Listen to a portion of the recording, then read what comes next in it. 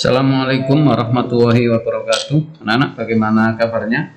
Pak Anwar berharap kalian tetap berada dalam keadaan sehat walafiat sehingga bisa mengikuti kegiatan pembelajaran hari ini dengan baik, dengan konsentrasi, fokus, sehingga apa yang nanti dijelaskan Pak Anwar bisa kalian pahami.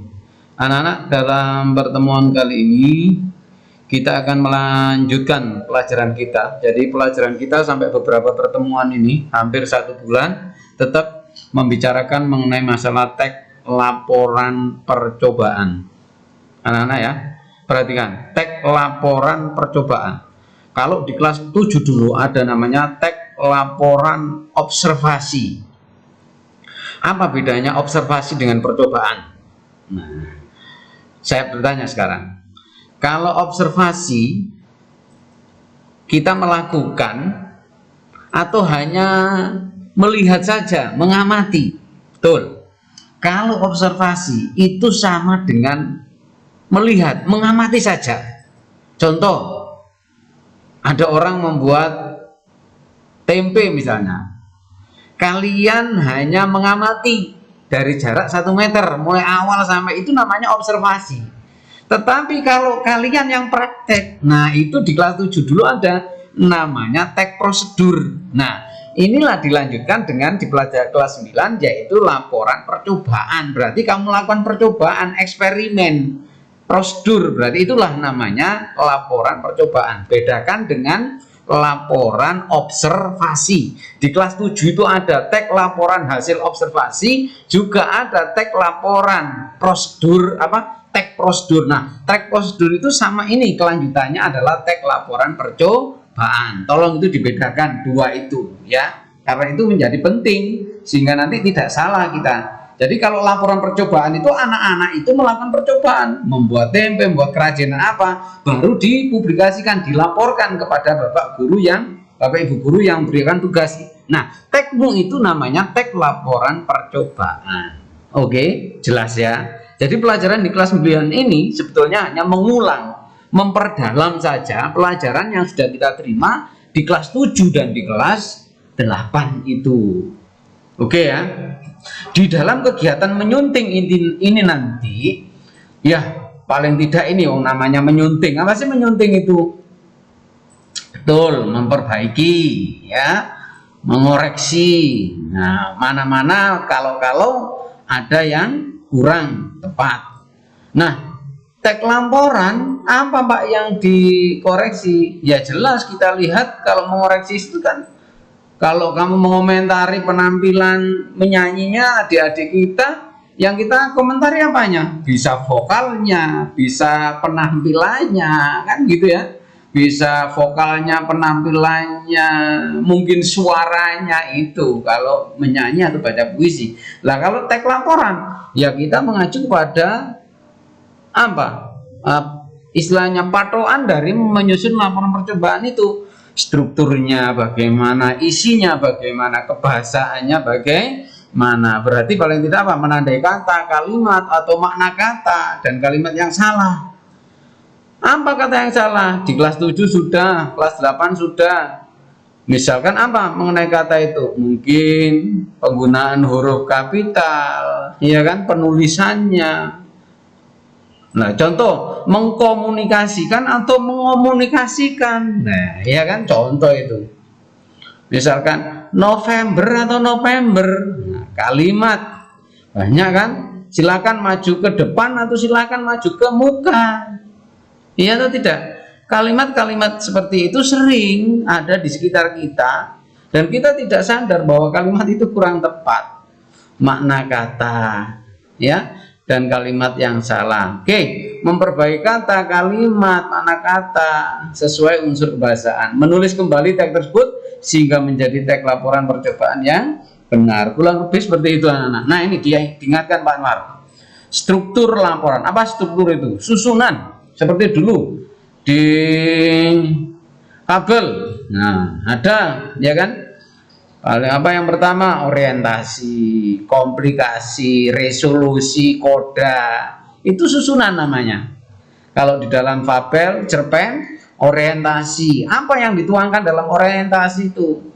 Tidak mungkin pertengkaran, perselisihan antara tokoh-tokoh dalam cerpen itu disajikan di awal. Tidak mungkin. Tidak mungkin. Tidak ada cerpen seperti itu. Bingung nanti orang bicara itu. Nah, kalau di teks laporan, itu namanya ada bagian umum, ada uraian. Oh, namanya saja uraian. Coba Pak Nur punya kata. Pisang, mangga, durian, apel, buah-buahan. Mana di antara kata yang saya sebutkan tadi yang masuk umum? Jelas apa? Buah-buahan. Uraiannya apel, pisang, itu namanya uraian. Nah, teks laporan kurang lebih seperti itu urutan atau susunannya atau strukturnya. Baik ya.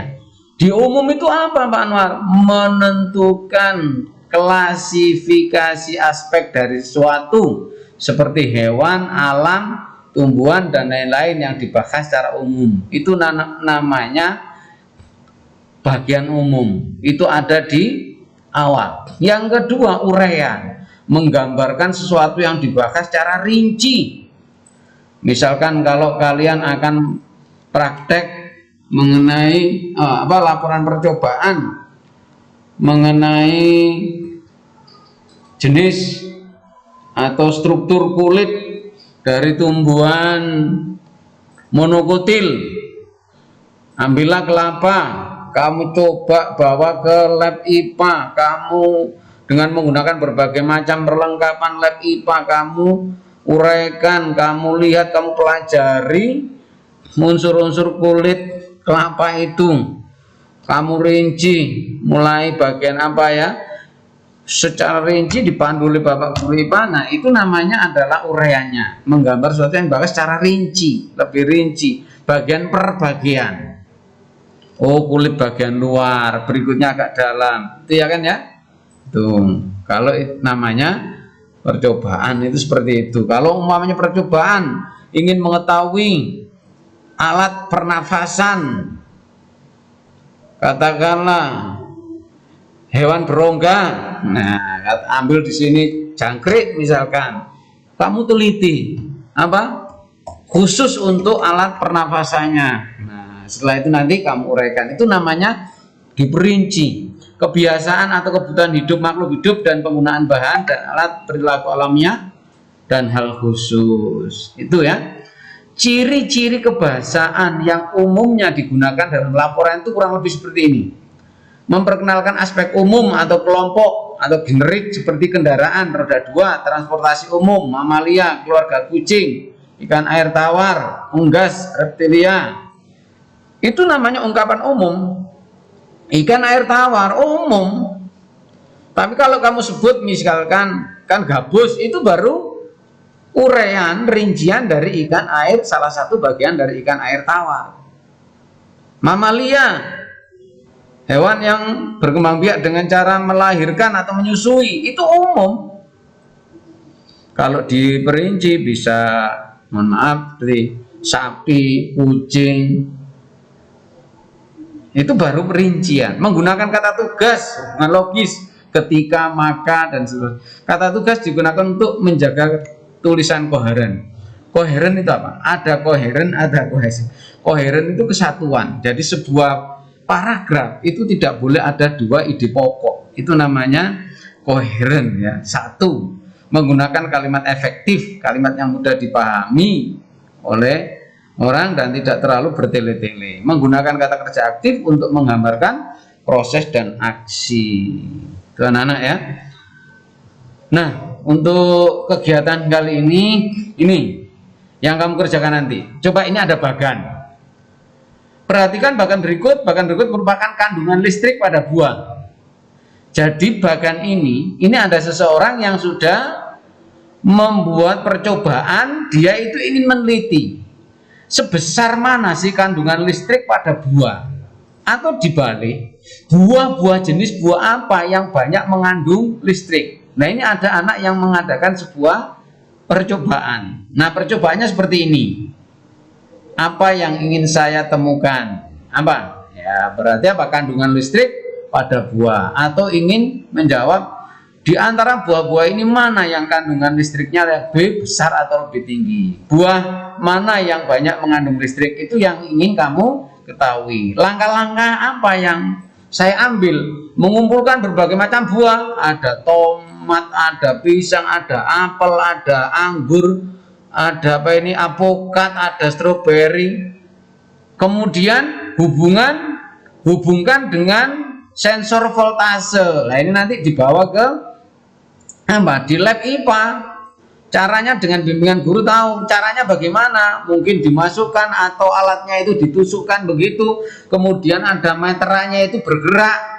Oh, kamu buat nanti tabelnya, kalau pisang itu kok sekian, kalau ini dari praktek-praktek itu dicatat dalam sebuah tabel. Itu langkahnya ya, dari catatan mulai awal, mulai pisang sampai stroberi ini kan ada catatannya. Berdasarkan voltase itu bisa kita simpulkan, oh begini ya, kalau buah rasanya masam itu begini, kalau yang rasanya manis itu hasilnya seperti ini. Buah masam lebih banyak listrik, buah masam lebih banyak listrik, berarti lebih masam, listriknya itu makin besar. Buah manis lebih sedikit listrik, kurang masam. Itu hasilnya. Dari hasil itu bisa kita ambil sebuah kesimpulan. Apa artinya kalau begitu? Itu semakin masam buah, semakin banyak listrik. Itu namanya simpulan dalam sebuah percobaan. Apa simpulan ini ngawur? Tidak. Karena berdasarkan apa? Berdasarkan langkah-langkah ini tadi sampai hasilnya. Nah, bahkan ini dalam latihan ini coba kamu narasikan dalam sebuah paragraf menjadi teks. Jadi latihannya itu kamu hanya mengubah bagian ini menjadi sebuah teks. Jelas ya?